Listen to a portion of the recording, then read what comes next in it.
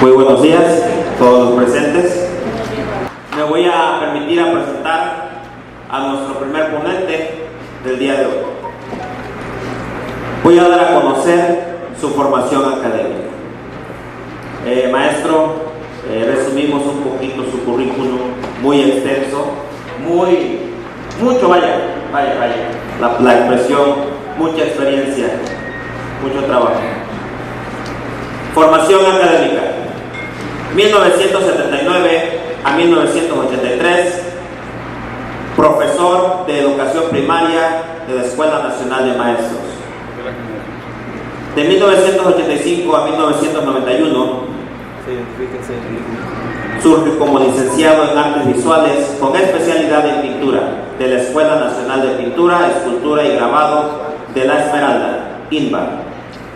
De 1986 a 1991, termina la licenciatura en Educación Básica en la Universidad Pedagógica Nacional.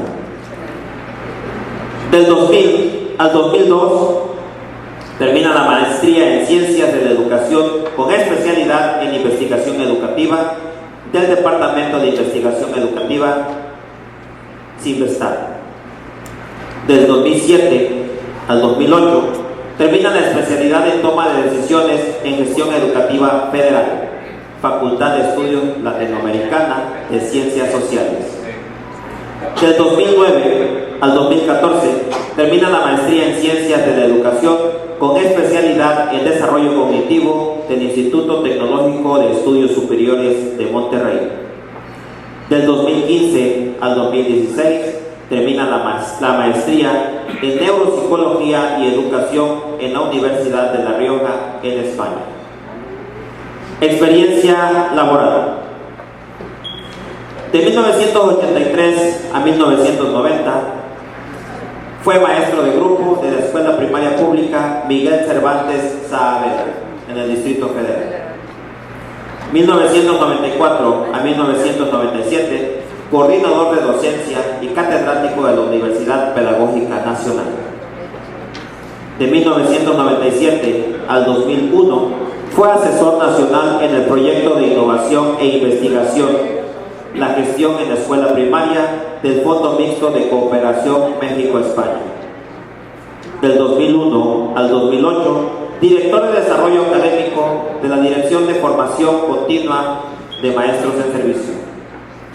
Del 2011 al 2017, subdirector de capacitación institucional del programa de formación a docentes La Escuela, factor protector de las y los adolescentes en la Ciudad de México. Del 2017 al 2018, coordinador de servicios estudiantiles de la Universidad Autónoma de México. Del 2019, actualmente es asesor de la Subsecretaría de Educación Básica. Algunas publicaciones: coautor del libro de español de tercer grado de secundaria de Editorial Santillana. Autor del cuaderno de estrategias didácticas para el desarrollo de competencias de la Dirección de Desarrollo Académico e Innovación Educativa del Distrito Federal, 2010.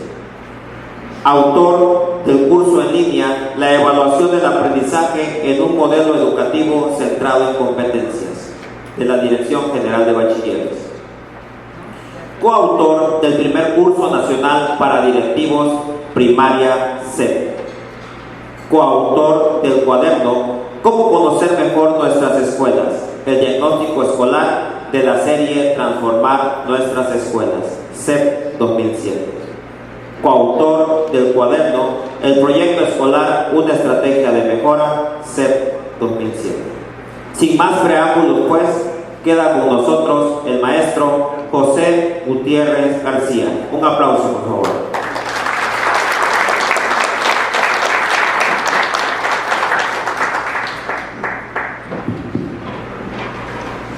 Bien, buenos días a todas, a todos, maestros, maestras. Primero es un gusto estar aquí con ustedes. Agradezco la invitación. Reciban un cordial saludo del subsecretario Marcos Bucio que bueno, por estar en otras actividades pues de su función, no pudo estar, pero sí me encargó, ¿no? De manera muy importante y significativa que estuviera yo presente. Y quiero contarles que tanto era mi preocupación que ustedes conocen el tráfico de la Ciudad de México, y pues ayer fui víctima de eso y llegué un poco tarde al aeropuerto y perdí el vuelo a Ixtapa. Entonces dije, bueno, ¿qué hago? ¿No? Ya el compromiso estaba hecho con el maestro Tomás, ¿no? Y dije, bueno, pues a buscar una alternativa en la misma línea de Aeroméxico. Pues no había un vuelo a Acapulco, pero ya estaba lleno, ¿no? Entonces dije, bueno, pues ni modo, tuve que ir a otra línea y comprar un boleto para Acapulco, ¿no? Que salía a las 6 de la tarde, llegó retrasado el vuelo. Ellos sí se pueden retrasar y uno no. Se retrasó media hora y bueno, pues entonces fui llegando como a las 8 de la noche a Acapulco, y de Acapulco, de ahí a la terminal, son como 40 minutos de autobuses, ¿no? Y bueno, pues conseguí el de las 8:45 más o menos, rayando, y tomamos el autobús de Acapulco a Ixtapa, Zihuatanejo, ¿no? Más bien a Zihuatanejo, porque nos deja allá. Estaba yo llegando a la 1:40 a Zihuatanejo, y de ahí el taxi para acá. Entonces a las 2 de la mañana más o menos estaba por aquí, ¿sí? Pero bueno, como dicen, hay que asumir las consecuencias de sus actos de uno, pero ese es el nivel de compromiso que se tiene, ¿no? De apoyar todas las actividades educativas, ¿no? Sobre todo de estos encuentros de discusión, de análisis y de propuesta, ¿sí?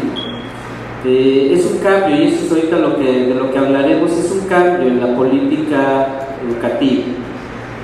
Y cuando se habla de un cambio de política, estamos hablando no solo de un cambio en la forma de administrar, sino en la forma de ejercer la función, o de ejercer la educación, o de entender la educación, ¿sí?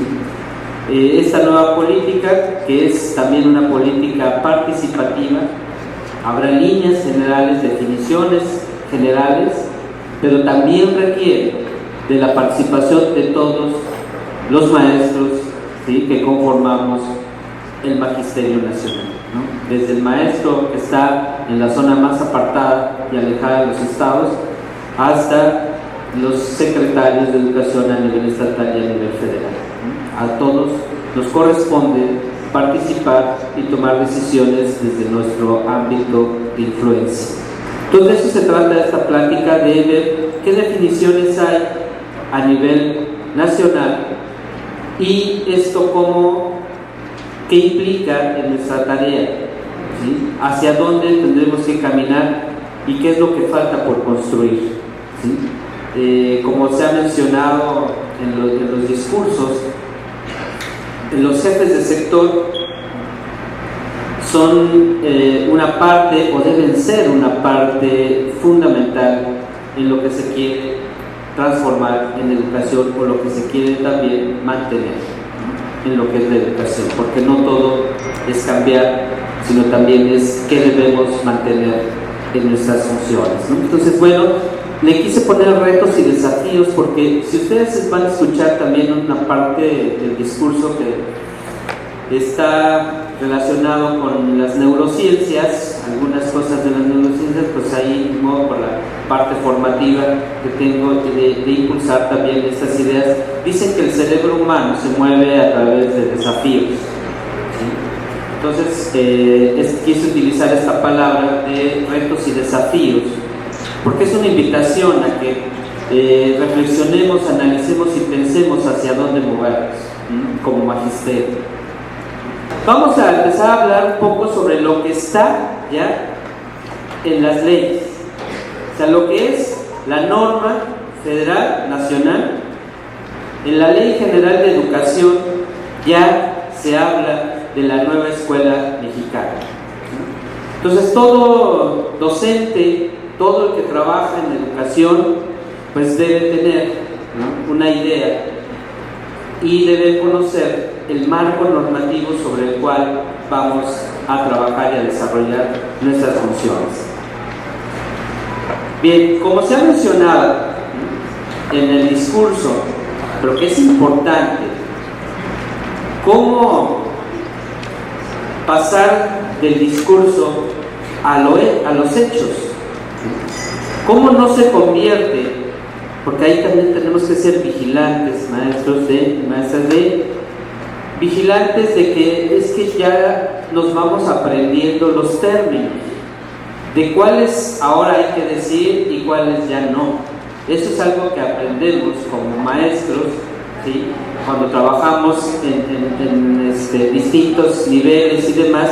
Esto no es que ya no digas esto, ahora hay que decir tal cosa, ¿no? Por ejemplo, cuando uno estaba de maestro en los 80s, en los 90s, ya no se tendría que mencionar la palabra memorización, ¿no? Es que yo trabajo esto para que los alumnos memoricen. Oye, no, es de un maestro tradicionalista, ¿sí? No. Debes de tener el alumno como constructor de su propio conocimiento, ¿sí? Y cuando usamos eso, ¿no?, se satanizó, por ejemplo, el proceso de la memoria. Ahora vemos, ¿sí?, que a lo mejor habrá que retomar, decir qué pasó con ese asunto, ¿no? Como decir, eso no importa, cuando las neurociencias ahora nos dicen que es un proceso vital para el aprendizaje. No el más importante, y no es de memorizar por decir hechos o fechas, no, pero sí es muy importante para el aprendizaje, ¿no? El cerebro funciona a través de repetir, automatizar, para que pueda aprender otras cosas. Lo importante es saber que repetir y que memorizar para aprender otras cosas, ¿sí? Entonces ahí habrá que ver que no solo es cambiar un término. ¿Se acuerdan que en las administraciones pasadas se hablaba de la escuela al centro? Y esa premisa, ¿no?, fue la que más tenía como orientación de todas las acciones de modificación del sistema. Bueno, aquí se ha tomado la decisión de decir el aprendizaje de las niñas, los niños, adolescentes y jóvenes debe ser el centro. Y estamos hablando aquí del derecho a la educación de todas las niñas, los niños y adolescentes jóvenes. El derecho a la educación, estamos volviendo a poner en el centro de todo ese derecho. ¿Qué implica tan solo el poner en el centro de todas nuestras acciones el derecho de las niñas y los niños a recibir una educación de calidad, con equidad, ¿sí?, cumpliendo con ese parámetro? Desde ahí hay un enorme desafío, y ahorita vamos a ver por qué es uno de los grandes desafíos. Esta nueva escuela mexicana tiene 4 objetivos. Desarrollo humano integral. ¿Qué significa el desarrollo humano integral? Eso ya lo hemos escuchado porque ya estaba en el artículo 3 desde hace un buen tiempo, lo de la formación integral. La educación debe ser integral. El caso está en que en los hechos hemos visto que se pondera más unas asignaturas que otras. ¿Qué pasa en la realidad escolar cuando viene hay que hacer esta actividad que nos exigen que hay que hacerla para pasado mañana? ¿Qué decisión toma el director, la directora, el supervisor para decir en qué momento la hacemos? Dicen, oye, pues en la hora de educación física, ¿sí?, o en la hora donde está la hora de música o de secundarias. Entonces, en la realidad sí se pondera a unas asignaturas más importantes que otras.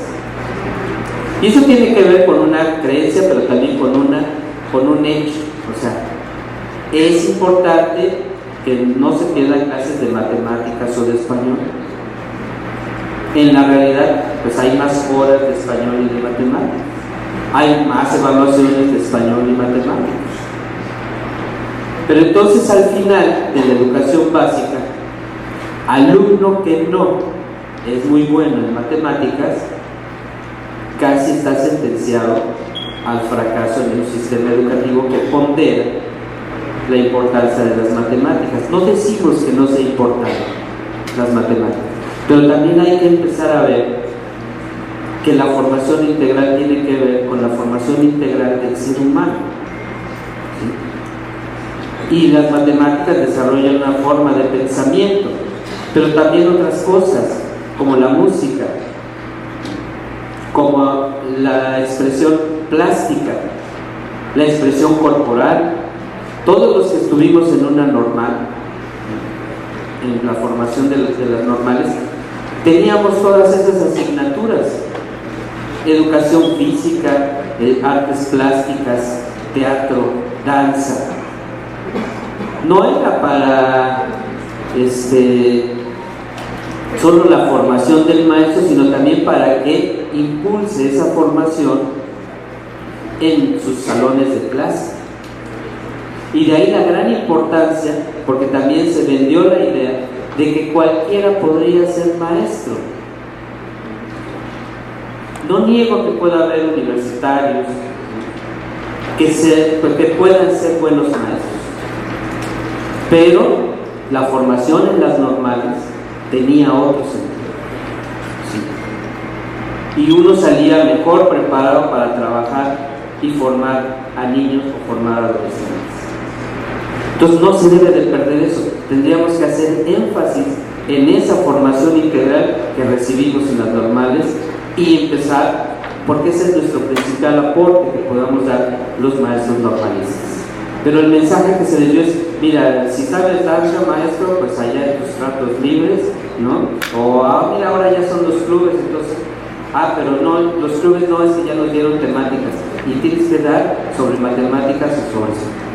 Bueno, cuando el potencial de los maestros será también otro tipo de áreas y otro tipo de funciones, ¿no? Entonces, este es un gran reto: cómo volver a posicionar y hacerlo concreto en los salones de clase la formación integral, ¿sí? Cómo restamos esta presión tan fuerte que se hizo sobre español y matemáticas. Y yo repito, no es que no sea importante, pero fue tal la presión que ejerció sobre los maestros, que los maestros están tan preocupados y tan estresados y presionados por esto, ¿sí?, que lo demás no importaba. Y imagínense los niños, después de trabajar las horas de matemáticas, todavía el club sobre matemáticas, y todavía el club sobre lectura, y todavía, bueno, a lo mejor si fuera con un enfoque distinto, ¿no?, a lo mejor puede ser bueno, pero recordemos la formación integral. Hay un libro que les recomiendo que puedan revisar, que se llama En busca del elemento. ¿Sí? Búsquenlo, está en internet, ahí está completo en PDF. Es una persona quien realiza este libro, que lo escribe. Es alguien que se ha dedicado a trabajar sobre el pensamiento creativo. El pensamiento creativo, ¿no?, cómo se desarrolla. Y lo que él fue encontrando es que fue platicando con muchas personas que de alguna manera hacen lo que les gusta y lo hacen muy bien y hasta tienen éxito en la vida. Y así, por eso el nombre de busca el elemento es cuando uno dice: es que estoy en mi elemento, me siento como pez en el agua, ¿no? Es que aquí me siento como pez en el agua. ¿Cuántos de nosotros diríamos: es que la educación, me siento como pez en el agua? ¿Sí? O sea, de aquí soy. Ahí en ese libro les cuento nada más la primera historia que nos narra. Es una niña que tiene problemas en su grupo, es muy inquieta. A lo mejor a ustedes les ha llegado casos así, de qué hacemos con estos tipos de niños. Muy inquieta, se levanta, no puede estar mucho tiempo sentado, ¿sí? De 6, 7 años, ¿no? Que molesta a sus compañeros porque la maestra está explicando y ella está parándose, se distrae, ¿no? Y ya está hay una forma de etiquetar a esos alumnos, ¿no? ¿Cómo los etiquetamos? Hiperactivo y déficit de atención. O sea, no pone atención, ¿sí? Y anda de aquí para allá, o sea, se mueve para todos lados, ¿no? Y entonces empezamos a tratarlo como lo etiquetamos, ¿sí? Y dicen, es que no sé qué hacer con este niño. Entonces mandan llamar a la mamá y le dice, ¿sabe qué? Hay que llevarla al psicólogo porque pues no deja trabajar a los demás. La mamá va, lo lleva al psicólogo y entonces están platicando en el consultorio y el psicólogo pues está observando a la niña. Han notado esos niños que se sientan sobre sus manos, ¿no? Que están así sentados y ponen sus manos abajo de sus piernas como para no moverlas y sus pies están así, ¿no? ¿Sí? O sea, tienen movimiento. Y entonces el psicólogo le dice a la mamá, ¿sabe qué? Salgámonos un poco, te vamos a dejar aquí, y pone música y se sale. Cuando salen, lo están observando a la niña y la niña está sentada ahí un ratito y después se levanta y empieza en el consultorio a moverse. Y le dice el psicólogo, su niña no está mal, ¿sí? Es bailarina. O sea, póngale, llévele a unas clases de danza donde se mueva por las tardes para compensar un poco eso. Bueno, para no hacerles el cuento largo, han escuchado la obra que se llama Cats, ¿sí? Cats, la obra musical, ¿no? Que están todos disfrazados de gatos y demás. Bueno, la coreógrafa de esa obra es esta niña, ¿sí? Díganme si no era buena para las matemáticas y el español, ¿la sentenciamos al fracaso? ¿O tendríamos que poder encauzar esos talentos que a lo mejor los vemos como problemas? Ahí hay un reto para el maestro, ahí hay un reto para las autoridades, ¿sí? Desde el director, supervisor del sector, de cómo vemos el problema y cómo podemos encauzar.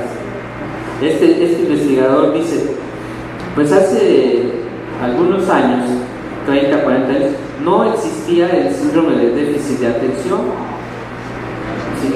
Entonces esos niños estaban en salones de clase, ¿no? Se genera ese término, y entonces, no, pues si este tiene ese, ¿no? Y eso tendría que ver con cuestiones neuronales.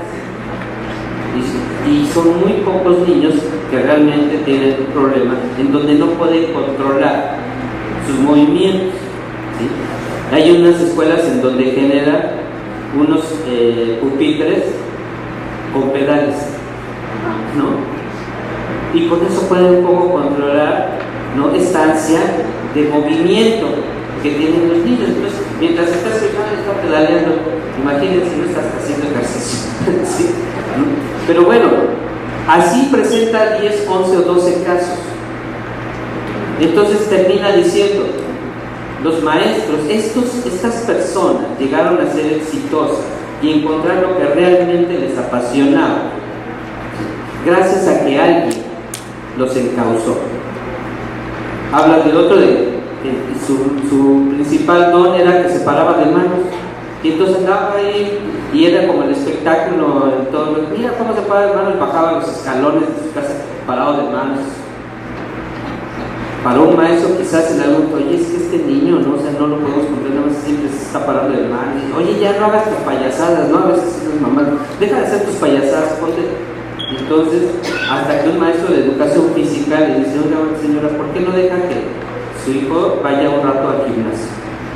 ¿Sí? Bueno, el niño, ahora ya adulto, dice: cuando llegué al gimnasio, dice, era como estar en Disneylandia, donde veía colchones, columpios, cuerdas, dice, y además otros como yo.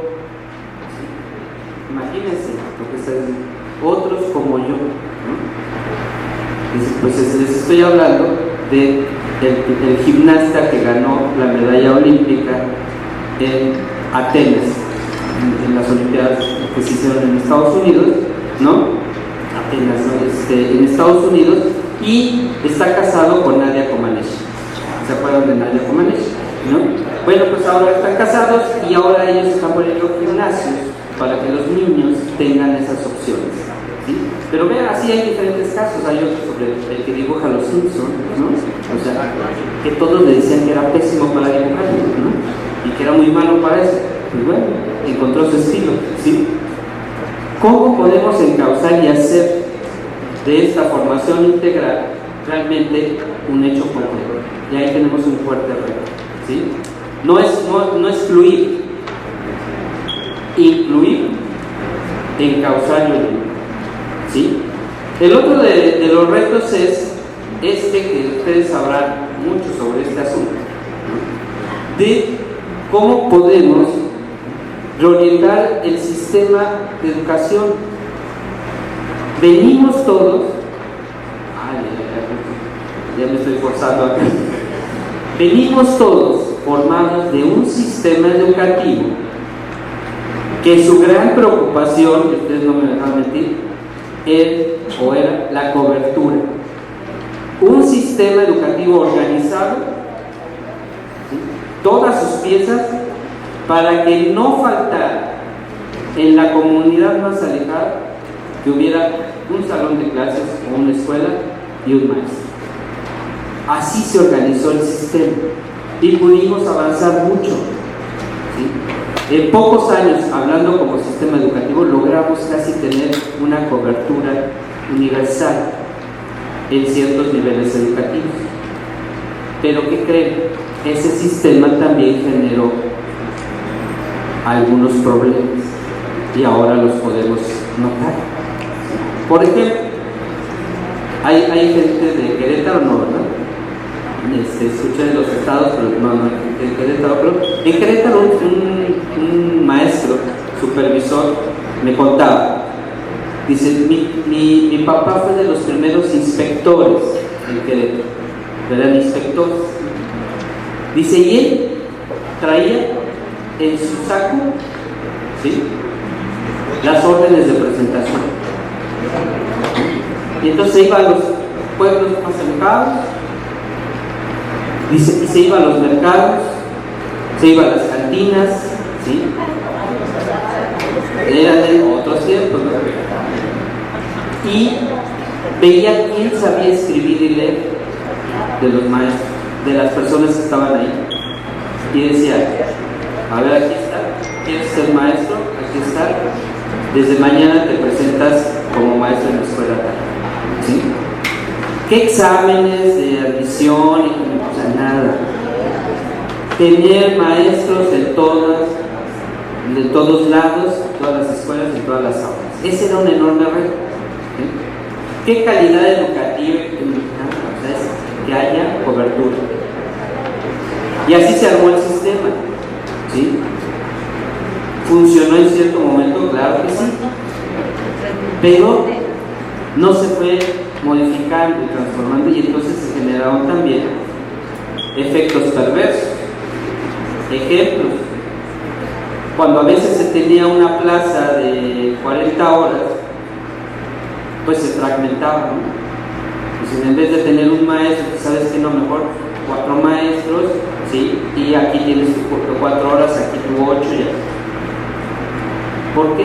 Esto en secundaria, por ejemplo, pasa mucho de cubrir, ¿no? Eso generó que pues, el maestro podía agradecer, decir, bueno, de nada, tener ya 8 horas, bueno, pues está bien, pero ¿sabes qué? Es en 2 escuelas. Chispas, pues entonces ¿sí? ¿Qué relación podría tener o puede tener ese maestro en su escuela con su colectivo docente? Pues casi ninguna, pues si nada más llega a dar sus clases y se va, ¿sí? Un desgaste de los maestros, pues sí, traslada de una escuela a otra, en fin. Ejemplos de esos podemos tener muchos de este sistema educativo que estaba ponderando la cobertura, ¿sí? Poco a poco se va incluyendo, ahora ya están casi todos en la escuela, pues ahora viene el asunto de cómo están aprendiendo y qué están aprendiendo. Se habla de que hay 3 indicadores para saber si podemos empezar a hablar de calidad. Una es que todos los niños y las niñas en edad escolar estén en la escuela. Primer gran reto y desafío. Si no, no podemos hablar del derecho de las niñas, porque si no están en la escuela, pues no hay qué derechos están ejerciendo, ninguno. El segundo reto, que todos los niños y las niñas que asisten a la escuela concluyan en el tiempo que está planteado para ello, que es la eficiencia terminal, que en 6 años terminen su primaria, que en 3 años terminen preescolar, que en 3 años terminen su secundaria. Y el último gran reto es, ¿y qué están aprendiendo? Que los que terminan tengan los conocimientos, habilidades y demás que deben de tener al concluir su educación básica.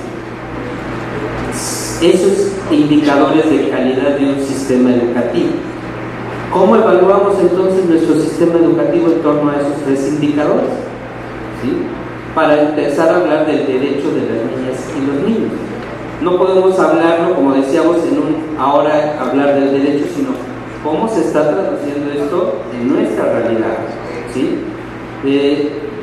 Otro de los indicadores aquí, ¿sí?, que habla es,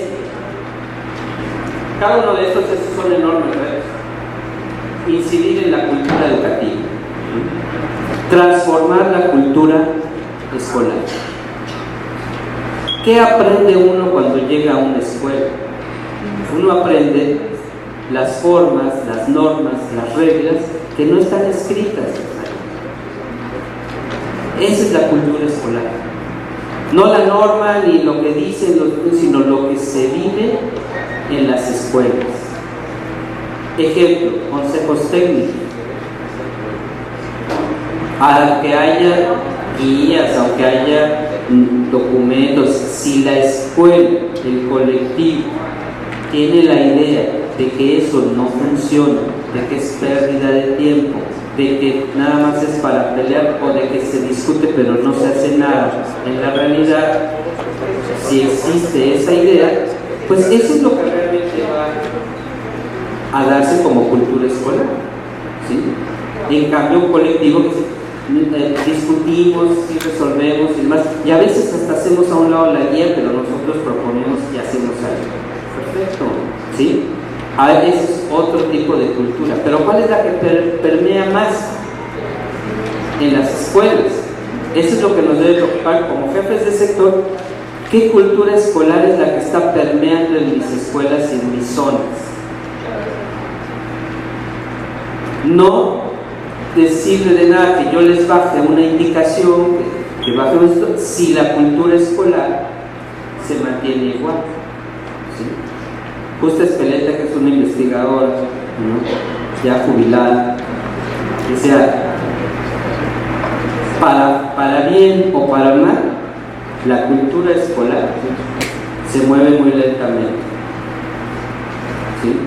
Acá están los grandes cambios y hacemos esto, y las escuelas se mueven en otro ritmo y en otra lógica. Dice, para bien, porque a veces las ocurrencias, así lo calificaba ella, las ocurrencias de alguien pues no permean afortunadamente en la escuela, ¿sí? Dice, pero también si una buena idea, una buena propuesta también no permea, ¿sí? Hay veces que uno dice, tal proyecto, no, si ese proyecto ya se cerró desde hace 10 años y vamos a una escuela y ahí están trabajando por ese proyecto. Pues la escuela se apropió, la escuela decidió continuar, por algo será, ¿sí?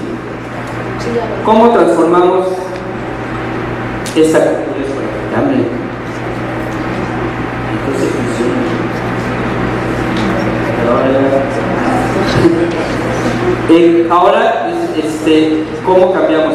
La otra, impulsar las transformaciones sociales. Otro gran, enorme desafío. Aquí, ¿cómo vamos a entender que la escuela sea un espacio de transformación social? Que el maestro es agente clave para la transformación social. Puede tener muchas connotaciones y muchos significados. El maestro va a andar en la comunidad ejerciendo su liderazgo y decir vamos a resolver esto, vamos a hacer lo otro, o cómo lo vamos a entender.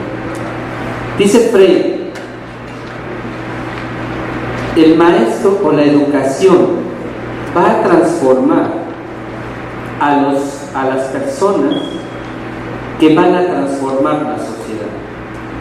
¿Sí? Esto nos puede dar una orientación de hacia dónde tendríamos que ir. Un subsecretario también decía, no puede haber un buen líder social si no es un buen maestro, si no antes es un buen maestro. ¿Sí?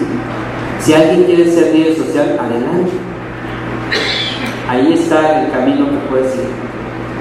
Pero la educación exige que haya un buen maestro, ¿no? Esto también nos puede orientar. Nuestro principal aporte a la transformación social está en el trabajo que podemos hacer día con día con los niños y con las niñas. Ese es nuestro principal aporte que podemos dar para la transformación social. ¿Sí? Si además de eso podemos hacer otras cosas, está bien, ¿sí? Pero no descuidar la parte esencial y nuestro aporte principal como maestros, como magisterios, a esta transformación social que necesitamos y que requerimos todos. ¿Sí? No descuidemos nuestra parte esencial. Bien, aquí son algunos temas que los vamos a ir ahorita trabajando y me voy a pasar a la siguiente.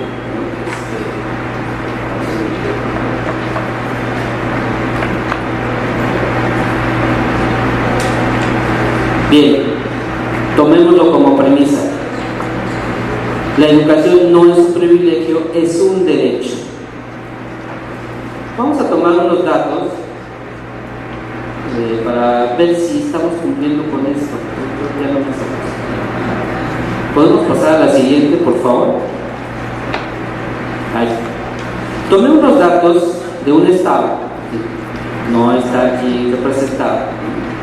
Es un estado que no es muy grande en cuestiones de población, ¿sí? Digamos es un estado intermedio, es el estado de Hidalgo. Y veamos cómo estamos en el cumplimiento del derecho de la educación, cobertura. Aquí vemos, ¿sí? Aquí se corre un poco, pero es de 0 a 2 años hay 159.038 niños y niñas de 0 a 2 en Hidalgo. Este es un nuevo, también un agregado a la normatividad. Ahora, educación básica también es educación inicial. ¿Sí? Educación inicial ahora está reconocida como educación obligatoria, como parte de educación básica. Esto también es un cambio fundamental. ¿Sí? Aquí vemos un enorme reto. Hay 152.000 niños en esta edad. ¿Cómo se van a atender? De 3 a 5, aquí hay de educación preescolar, seguramente jefas de sector, ¿o no? Sí, así hay representado. De 3 a 5 años, 162.000, ¿no? en edad de preescolar. Veamos aquí, esto es lo que está en las escuelas. 120.790 en preescolar. Aquí ya vemos que algo está pasando. ¿Sí? Estamos hablando de 40.000 niños o niñas que no están en preescolar y que deberían de estar por su edad en preescolar. ¿Sí? ¿Qué hacemos? Estos 40.000 niños y niñas tienen el derecho a recibir una educación. ¿Sí? Ahí hay un enorme desafío.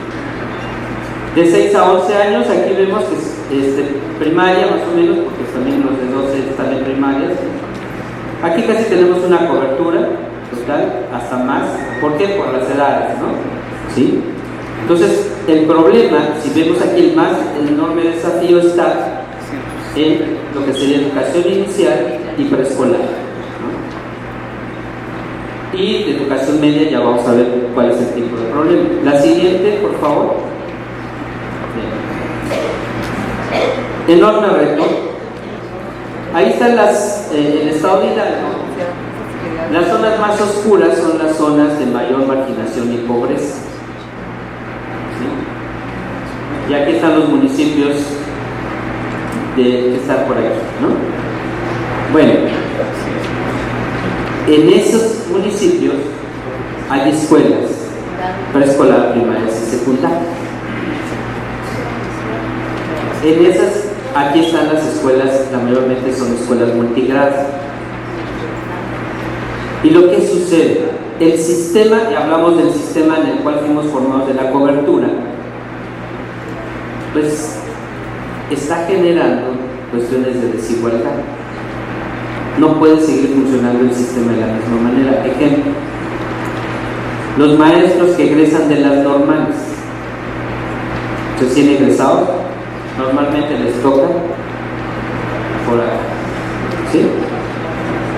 Donde no tienen toda la experiencia, donde en las normales difícilmente les tocó tener una experiencia multigrado en su formación, se enfrentan a un contexto en que no conocen mucho, ¿sí? Y van saliendo como pueden de esa situación, pero también van con la expectativa de que en un año me cambio. O sea, ya cuando llegan ya están solicitando el cambio, ¿sí? Y ahora, ¿qué sucedió con el esquema del examen y la asignación?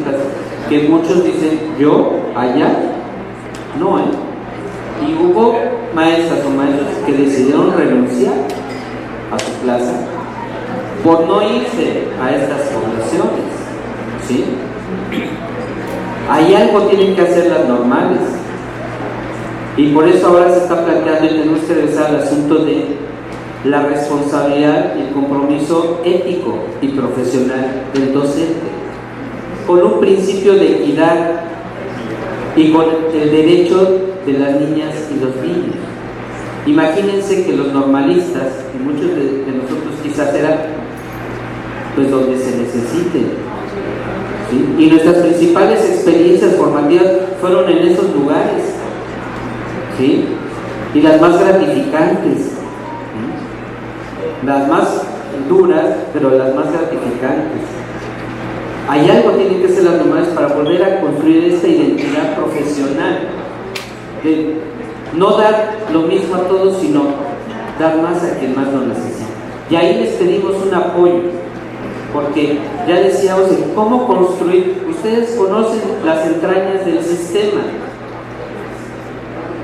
¿Se puede o no se puede llevar a maestros mejor preparados a esas zonas?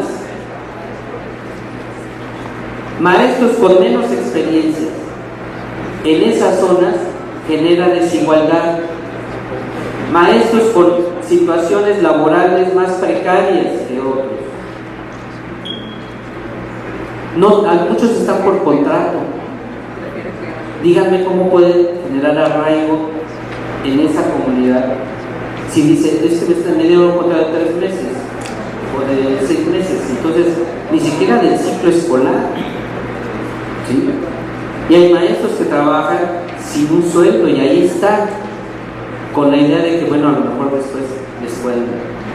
¿Cómo revertimos eso? Se puede generar y modificar este sistema para que lleguen ahí maestros de 5, de 10 años de experiencia, de 15 años de experiencia, y tengamos los mejores maestros en esas zonas. ¿Se podrá? ¿Cómo le hacemos? ¿Sí? Tendremos que cambiar la lógica del sistema de esta carrera docente, de que empiezas en la periferia y terminas en la ciudad.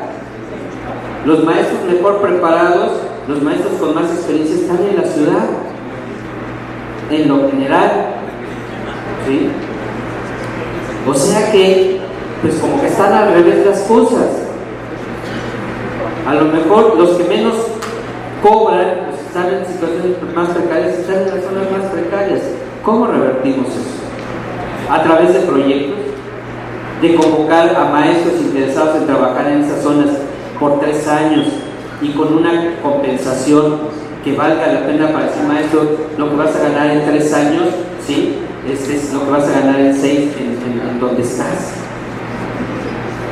Maestros que salen de la licenciatura, de una maestría, aplica tu proyecto ahí. ¿Por qué no? Que desde que se quede archivada la investigación o el trabajo de propuesta de intervención en un librero que aparte de nuestra familia, pues nadie más va a leer, pero uno está ahí, híjole, yo hice una propuesta. No han escuchado muchos meses, es que yo hice una propuesta. Ustedes mismos dirán, yo hice una propuesta o hice una investigación, pero no la aplicamos.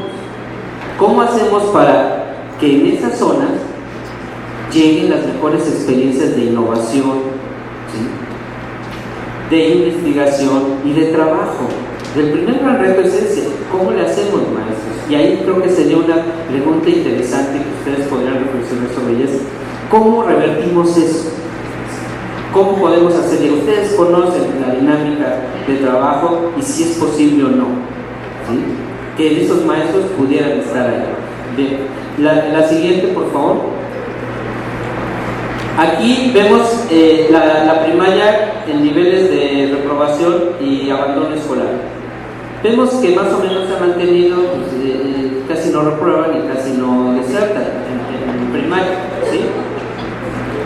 Digo, no es un problema, digamos, pero esto es en términos generales. Ustedes en su sector, sus datos son otros, ¿sí? Si hay alumnos que desertan y si hay alumnos que reprueban. No podemos decir que no hay ese problema. Pero en secundaria, vean que estamos hablando del 3% más o menos, ¿no? ¿Sí? Y vean que está creciendo a 3.6 de reprobación, deserción, ¿sí? Quiere decir que muchos alumnos en secundaria están reprobando y están desertando. Afortunadamente, yo digo afortunadamente porque pudimos modificar el acuerdo de evaluación, porque el acuerdo de evaluación que estaba hasta marzo de este año vigente para secundaria y para primaria o escolar era, por ejemplo, en preescolar, 80% de asistencia de los alumnos. ¿Cómo podemos? Sí, el referente del derecho a la educación de los niños. ¿El niño de 3 años o 4 años es responsable de asistir a preescolar? Los papás. Pero estamos ahí trasladando esa responsabilidad a los niños. No tienes 80%, ya te quedaste. Imagínense a un niño de 3 años, ¿no? O 4. Te quedas otro año, no pasas. ¿Cómo puede afectar esto en los niños de que ya eres aprobado a tu primer año preescolar? ¿Sí? Cuando queremos, al contrario, incentivar que estén en la escuela. En secundaria estaba también muy drástico el asunto, ¿sí? Que si reprobaban español o matemáticas en secundaria, se quedaba. Y si revisamos los datos de en qué asignaturas hay mayor reprobación en secundaria, español, matemáticas y ciencias. Entonces estábamos sentenciando casi a que una muy buena parte de estudiantes secundarios se quedara otro año por haber reprobado una de esas asignaturas, ¿sí? Se pudo cambiar y ser un poco más flexibles en ese asunto. Y ahorita vamos a ver por qué, ¿sí? La siguiente, por favor. Y esto pues ya lo conocen ustedes muy bien, fueron las evaluaciones. Dicen muchos, aquí vemos, ¿no? Nivel 1, ¿sí? Lenguaje y comunicación, pues está el 27%, el 17%, el 30%, ¿no? 2017 el 30% se ubica aquí. Nivel 2, el 41%. Nivel 3, 18%. Nivel 4, el 9.6%. Lo ideal es que se avanzara hacia acá. pero aquí está la mayor parte de los... Y con todos los esfuerzos que hemos hecho y los énfasis de español y matemáticas, ¿eh? Entonces algo está pasando. En matemáticas, aquí está un poquito más drástico. El 60% en Hidalgo, afortunadamente esto no pasa en sus estados, es Hidalgo, ¿no? 60%, ¿sí?, está en el nivel 1 de matemáticas, 23 en el 2, 9 en el 3 y 6.4 en el 4. ¿Sí? Después de estos datos de cobertura, de eficiencia terminal y de calle, podemos decir que estamos cumpliendo con el derecho de las niñas a recibir una educación con excelencia, con equidad. Ahí habla un primer cuestionamiento. Ahora, ¿qué responsabilidad nos toca? Ese es otro que es donde tendríamos que discutir qué nos toca en esa parte. ¿Sí? La siguiente. Bien. Otro gran problema que se está presentando en educación. Y ahí ustedes sabrán todos los temas que han salido, es que derechos humanos, es que las denuncias de los papás, es que los niños ahora son distintos, se comportan de manera distinta. Veamos por qué. Ahí está esta gráfica que parece es un poco complicada. Son conductas antisociales y consumo de sustancias. Y los rangos de edades en donde inician, ¿sí?, y donde aparecen. Este es el caso de las niñas.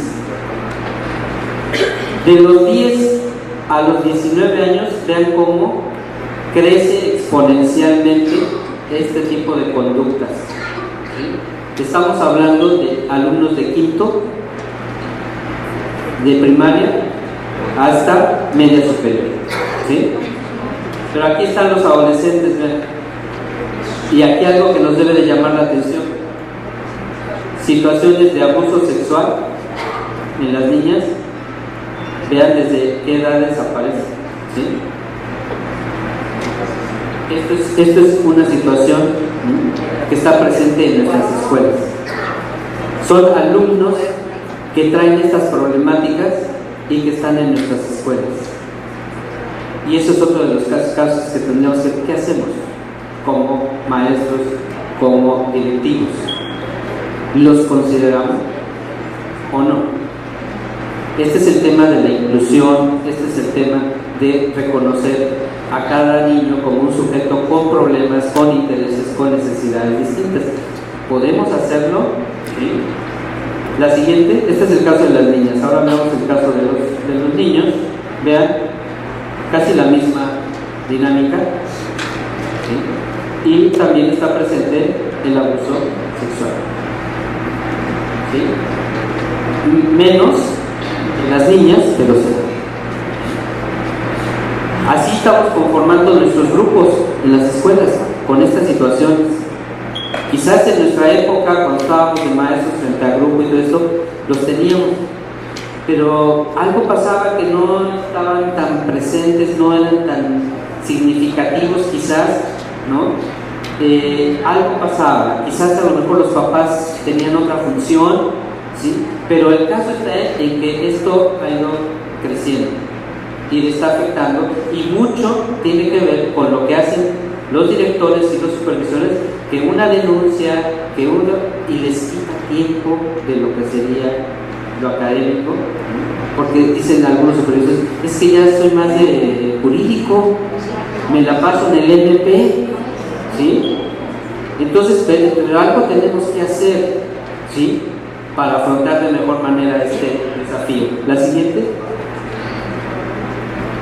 Veamos y tratemos de encontrar una explicación. Las neurociencias nos dicen que el cerebro, ahora en los últimos 20 años se sabe mucho más del cerebro que todo el desarrollo de la humanidad, ¿sí? Y eso nos puede ayudar en algo, ¿no? El cerebro se desarrolla de la parte de atrás hacia el frente y del centro hacia afuera. Así madura nuestro cerebro. En la parte de atrás, ¿se acuerdan cuando nos decían y todo esto, que no se pegue en la cabeza atrás, en la nuca, porque es muy peligroso? ¿Sí? Ahí es el cerebro que decimos la parte más primitiva de nuestro cerebro, que se encarga de las funciones vitales, la respiración, ¿sí?, los latidos del corazón, ahí está. Entonces un golpe en esta zona genera algo drástico, ¿sí? Y es la primera que madura. Un niño cuando nace esta parte del cerebro ya debe de estar maduro, porque tiene que sobrevivir el niño, de respirar, latidos del corazón y demás, ¿sí? Y lo demás se va desarrollando y va madurando. La última parte que madura en nuestro cerebro es la parte prefrontal de nuestro cerebro. ¿A qué se dedica esta parte? Evaluar situaciones, tomar decisiones, controlar deseos y emociones, ¿sí? Esa es la última parte que madura de nuestro cerebro. Y la parte que se dedica a las emociones, que es el sistema límbico, ahí están las emociones. Es la línea verde, ¿sí? La línea amarilla es el desarrollo de la parte prefrontal y la línea verde de las emociones. En la etapa de la adolescencia, díganme cuál está más desarrollada. El de las emociones, ¿sí? Por eso los adolescentes en secundaria están a tope en cuestión de sus emociones, ¿sí? Quieren algo que les genere emoción. Si no es algo que les emociona, no les interesa, pero no es porque quieran ir, su cerebro así está conformado en ese momento, ¿sí? Y muchos los queremos tener sentados, los queremos tener tranquilos durante 6 horas, y si son escuelas de tiempo completo, pues todavía más, ¿sí? ¿Qué hacemos? Podemos entender que los niños están en esta etapa y un maestro que llega y un alumno llega al salón y avienta la mochila, ¿sí?, viene enojado. El maestro a veces llega y dice: levantas esa mochila, y ya se enojó el maestro por la acción del niño, ya se enojó. Y el niño le dice: no, pues ahí el maestro, ¿cómo no? La levantas porque la levantas, ¿sí? Y entonces hay un conflicto. ¿Hasta dónde puede llegar ese conflicto? ¿Quién sabe? Ha habido algunos casos donde hasta el alumno reta al maestro a ese nivel. Y dice uno: ¿en quién debería de caber la cordura? En un cerebro que está dominado por las emociones, o en un cerebro donde debe haber un mayor equilibrio con la toma de decisiones, con evaluar situaciones, que es la del maestro, un cerebro más maduro, ¿sí? Nos tocaría guiar a los niños en este tema del control y gestión de sus emociones. Si no los tiene en casa, porque el mamá cuando se enoja le grita o le pega, el niño aprende a eso. Entonces cuando se enoja le grita y pega. Y en el salón el maestro le grita y no le pega porque hay problemas, pero a veces se queda uno con las ganas, ¿sí? Le grita o lo expulsa. ¿Qué está aprendiendo la adolescencia? Este cerebro, ¿qué está aprendiendo? Que de esa forma hay que resolver las emociones, gritar, pegar, ¿sí? Hacer, no sé, deslindarse. Cuidado con esto. Los maestros somos formadores de niños y formadores de adolescentes. Y en ese sentido, una formación integral va en ese tono. Ya no cabe el discurso de: es que yo vengo a dar mis clases, el que venga y quiera aprender, qué bueno, el que no, ni modo. No. El maestro ahora requiere mucho más, hay muchos maestros así, que se preocupan y son sensibles ante la problemática de los niños, pero a veces están solos. ¿Qué pasa con las autoridades educativas? ¿Cuál va a ser nuestro papel en ese sentido? Porque a veces los maestros se enfrentan solos a una situación así, ¿sí? Nos tocaría trabajar con los padres de familia, como autoridades, empezar a otra vez tener esa relación estrecha con los padres que se rompe en algún momento y que ahora la escuela se ha ido encerrando más, y ahora el miedo, ¿no? O la protección de decir que los papás no entren a la escuela, porque los vemos como una amenaza. Cuidado con eso, ¿cuál va a ser nuestro papel? Pero aquí está una explicación de los adolescentes. La siguiente, y díganme cuánto tiempo para no extenderme demasiado, 5, 10, 15 minutos para que no me extienda demasiado. Tendencias de maltrato.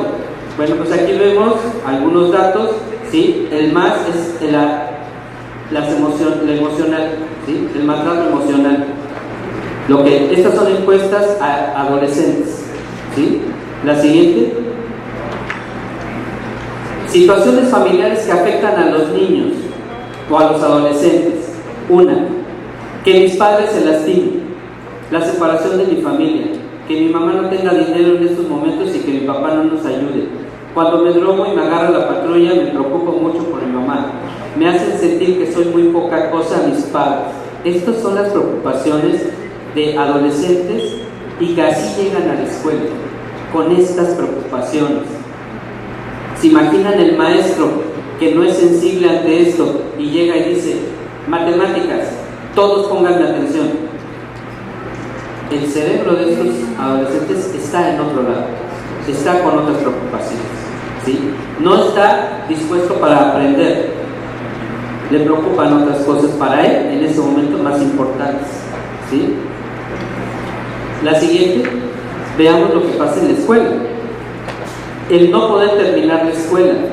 A veces decimos, es que a estos adolescentes les vale, no les importa nada. Cuidado con lo que decimos también, porque estamos como desconociendo, ¿sí?, que los adolescentes sí les preocupan cosas. El no poder terminar la escuela, irme a extraordinario. A veces los maestros en secundaria, algunos, con la mano en la cintura, a extraordinario, ¿sí? Oye, es que no, mi tarea es que no puedo, ya, a extraordinario. ¿Cómo eso afecta y mete una tensión en algunos estudiantes de ir a extraordinario? Que se pase la fecha del examen a la universidad, mis calificaciones y qué voy a hacer con mi vida, conseguir universidad, las tareas de la escuela, los exámenes y el no tener dinero para algún material. Estas son las preocupaciones de algunos estudiantes en secundaria o en medio superior, ¿sí? Tenemos como maestros, ¿qué hacemos ante eso? ¿Sí? Las reconocemos, las valoramos y ¿qué hacemos con ellas? ¿Sí? A veces a lo mejor las estamos haciendo más grandes, ¿no? La siguiente. La siguiente. Bien. Era para probar aquí. Vean lo que tengo que hacer para que jalar la atención de activación física y deporte, eso para ejemplificarlo. Música y arte, habilidades socioemocionales, primera infancia, valores, medio ambiente, robótica. ¿Cómo entendemos la formación integral? ¿Sí? ¿Y qué vamos a hacer? ¿Cómo lo incorporamos a la cotidianidad de las escuelas? La práctica deportiva, hace poco en una plática con un maestro de educación física me decía, es que ahora la educación física debe de tener un papel muy importante. Sí, o sea, siempre ha tenido un papel importante. En el hecho, quién sabe, se redujeron horas de educación física. Ahora habrá que ver que si decimos que es importante, debe de haber presencia de educación física. Pero ¿qué educación física es la que vamos a impulsar?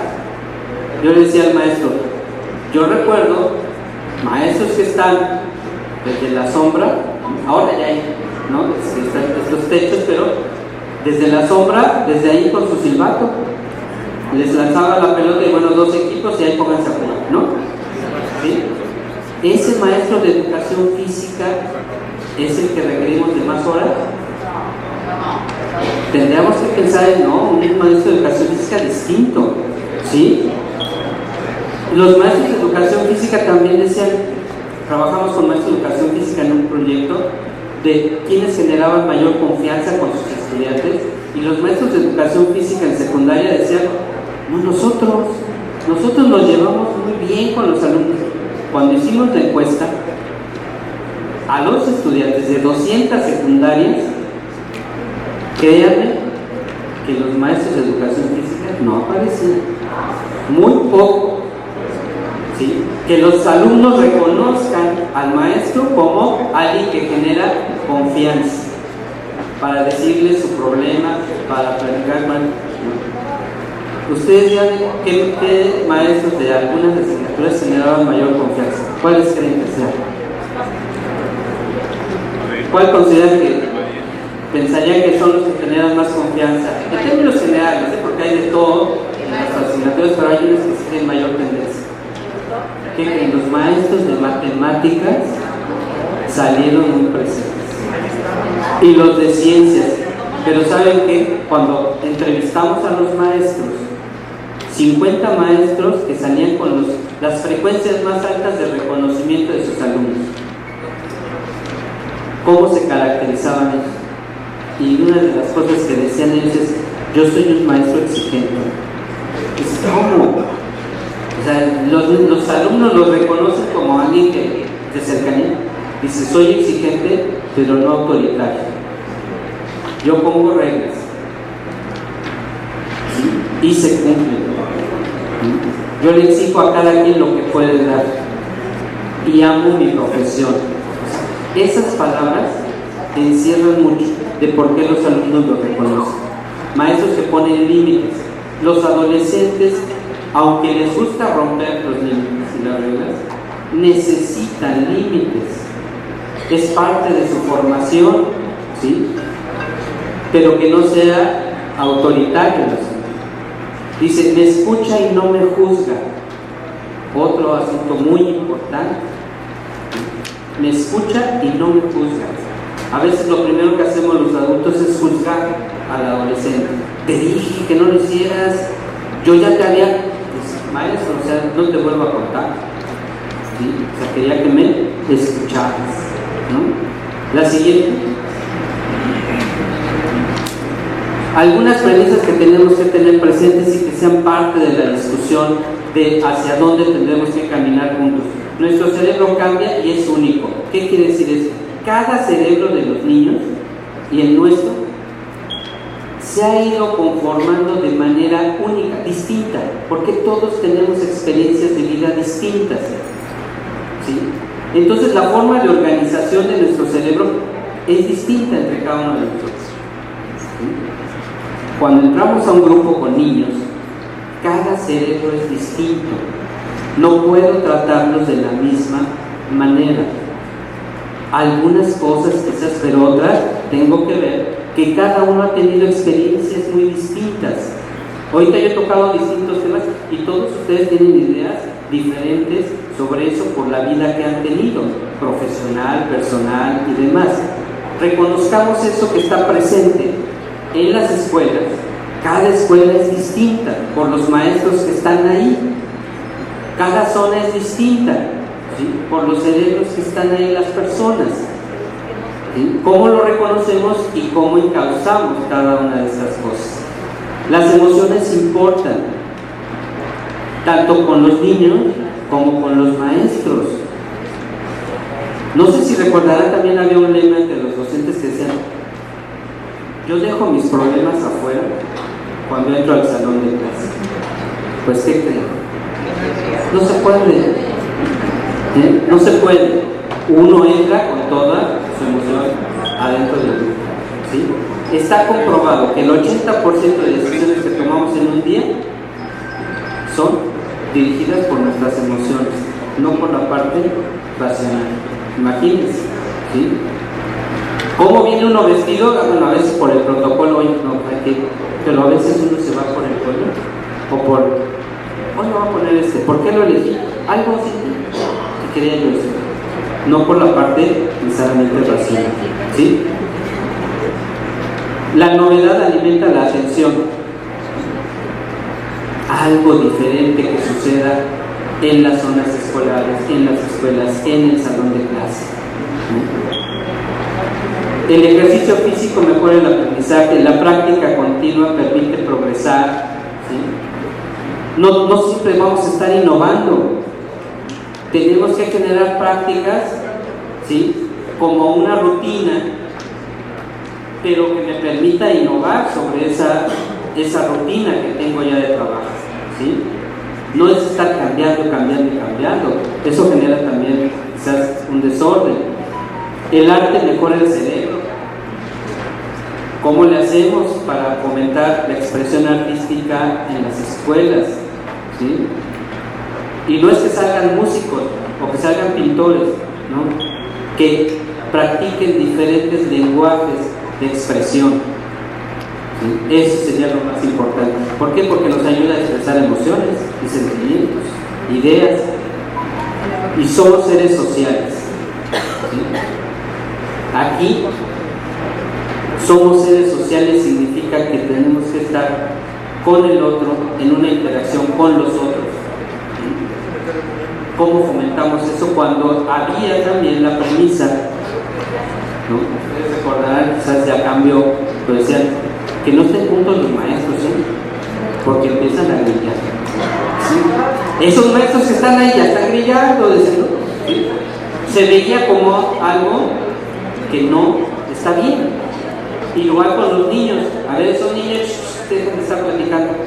Quizás ahí se estaba dando algo mucho más interesante que lo que el maestro esperaba, pero nosotros rompemos con eso. ¿Cómo generamos esta socialización del conocimiento y de intereses? ¿Sí? Y lo último, y ya con eso termino, es la revalorización del magisterio. Son algunas ideas de la nueva escuela mexicana que no está construida. Tenemos que construirla. Ir tomando acuerdos de hacia dónde podemos caminar juntos. No están las cosas hechas, muchas de ellas tenemos que empezar a construir y abrir camino. Hay que transformar este sistema que nos funcionó en cierto momento, pero que ya no da con lo que ahora requerimos. Y necesitamos entre todos ideas distintas. La revalorización del magisterio debe empezar por el propio magisterio. ¿Sí? Nadie nos va a reconocer si nosotros mismos no nos reconocemos. Si nos dicen que somos pieza clave para la transformación, debemos creérnoslo y debemos sentirnos orgullosos de ser maestros y que tenemos en nuestras manos la posibilidad de cambiar una sociedad a partir del día con los niños y con los maestros. Lo que suceda o no en las escuelas no será culpa o responsabilidad directa de los papás, es nuestra. ¿Sí? Esas 4 horas pueden ser las más interesantes del mundo, o pueden ser las más aburridas. ¿Sí? Pensemos en eso, trabajemos juntos y hagamos que los maestros se sientan orgullosos. Termino. Hicimos un evento para reconocer a unos maestros de un proyecto que se llamaba El Maestro Consentido, que eran esos maestros que generaban confianza con sus estudiantes. ¿Sí? Maestro consentido por esta doble connotación, ¿no? Con un sentido formador y consentido que era apapachado, ¿sí? Y les dimos una medalla que decía Maestro Consentido, ¿no? La medalla nos costó muy barato, ¿no? Era el significado que tenía. Hicimos un evento pues pasado, y los maestros nos decían, cuidado con eso, ¿quién me eligió? Si fue la autoridad, no voy a. ¿Qué pasa, no? No, maestra. Hicimos una encuesta con los niños y usted fue de las ingenieras. Si es de mis alumnos, sí voy. ¿No? Algo nos está diciendo eso. Los maestros no confían en su autoridad. ¿Cómo construimos otra vez esos lazos de confianza con los maestros? Y luego una supervisora, una directora llegó, eran de secundaria, una directora me dice, maestros, yo traje a todos mis maestros que fueron reconocidos, ¿sí? ¿Me puede dar una medalla? Dice, en mis 30 años de servicio, Dice, no he recibido un solo reconocimiento. ¿Sí? Maestra, pues aquí está, ¿no? ¿Sí?